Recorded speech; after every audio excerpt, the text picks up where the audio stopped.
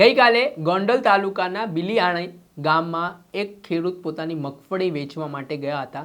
આ દરમિયાન ત્યાં વેપારીઓ દ્વારા કડદો કરવામાં આવતો હોય તે પ્રકારના આરોપો ખેડૂતે લગાવ્યા હતા ને ખેડૂતે આ મામલે આમ આદમી પાર્ટીના નેતા જિગીશા પટેલને ફોન કર્યો અને જિગીશા પટેલ ત્યાં પહોંચ્યા ત્યારે ખેડૂતને મારવામાં આવ્યો।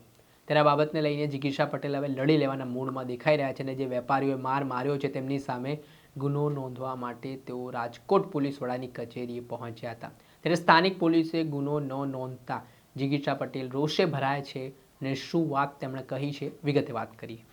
વૈષ્ણવજન તો તેને કહીએ જે પીડ પરાઈ જાનાને રે।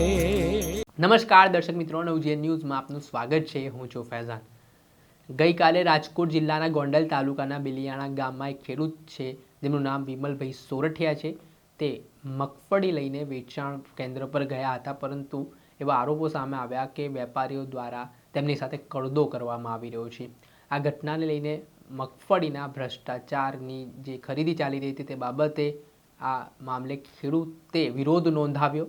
વાત આટલેથી ન અટકી તો ખેડૂતે જિગીશા પટેલને બોલાવ્યો। ત્યારે જિગીશા પટેલ ત્યાં પહોંચે છે, કડદાકાંડ બાબતે પડદો ફાંસ પણ કરે છે, પણ ખેડૂતને વેપારીઓએ માર્યો હોય તે પ્રકારના આક્ષેપ સામે આવ્યા છે અને આના જ કારણે હવે મામલો બીચક્યો છે।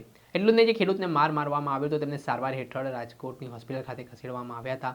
ત્યારબાદ આ મામલાના સંદર્ભમાં સ્થાનિક પોલીસ સ્ટેશન ખાતે જિગીશા પટેલે ખેડૂતની જે મારામારીનો આખો મામલો છે તે મામલે ફરિયાદ નોંધવામાં આવે તેવી માંગ કરવામાં આવી હતી, પરંતુ આમાં ગણેશ જાડેજાનું નામ પણ ચર્ચાઈ રહ્યું છે। એક ગણેશ જાડેજા અને અન્ય કોઈ વ્યક્તિનું નામ આ ફરિયાદમાંથી હટાવી લેવામાં આવે તે પ્રકારની વાત આરોપ કરતા જિગીશા પટેલ કહી રહ્યા છે ને આજે તેઓ રાજકોટ જિલ્લા પોલીસ વડાની કચેરીએ પહોંચ્યા ત્યારે તેમણે શું આક્ષેપો પોલીસની કામગીરી સામે કર્યા તે સાંભળો। બિલિયાણા મગફળી કેન્દ્રની અંદર કડદો થતો હોય એક ખેડૂતભાઈએ મને વાત કરી અને એ કડદાનો અમે પર્દાફાશ કર્યો। ત્યારે મારા ત્યાંથી નીકળી ગયા પછી એ ખેડૂતને ઢોર મારવામાં આવ્યો અને એને ધમકીઓ આપવામાં આવી કે રાજકુમાર જાટ સાથે જેવું કર્યું એવું જ અમે તમારી સાથે કરશું, એવી ધમકીઓ આપવામાં આવી અને કહેવામાં આવ્યું કે જિગીશાબેનને શું કામ બોલાવ્યા। એટલે એ દરમિયાન આ ખેડૂતોને મારવાના કારણે સિવિલ હોસ્પિટલમાં દાખલ હતા, ત્યાં એની ટ્રીટમેન્ટ પણ ન થઈ, પોલીસ દ્વારા એની ફરિયાદ પણ લેવામાં નથી આવતી અને પોલીસ તંત્ર દ્વારા એવું પણ કહેવામાં આવે છે કે અમુકને નામ નહીં લેવાના તો જ ફરિયાદ લેશું, બાકી નહીં લઈએ। એટલે મારું કહેવાનું એમ છે કે ગરીબ ખેડૂત બિચારો ક્યાં જાય, એની સાથે દરેક જગ્યાએ કડદો થાય અને એ કડદા માટે એ ભ્રષ્ટાચાર માટે એ અવાજ ઉઠાવવા જાય તો સરકારમાં બેસેલા સહકારી તંત્રમાં બેસેલા લોકો એમને મારે, એમને ધમકીઓ આપે, એ ધમકીની એ મારની ફરિયાદ કરવા એ પોલીસ સ્ટેશને જાય તો પોલીસવાળા એમ કહે કે તમારે નામજોગ ફરિયાદ નહીં કરવાની, ગોંડલની અંદર ગણેશનું કે લાલાનું નામ નહીં લેવાનું, તો અમે તમારી ફરિયાદ લેશું। તો એ બિચારો ખેડૂત જાય ક્યાં? અમે એટલા માટે એસપી સાહેબને રજૂઆત કરવા માટે આવ્યા છીએ અને મારી એસપી સાહેબને નમ્ર વિનંતી છે કે યોગ્ય તપાસ થવી જોઈએ।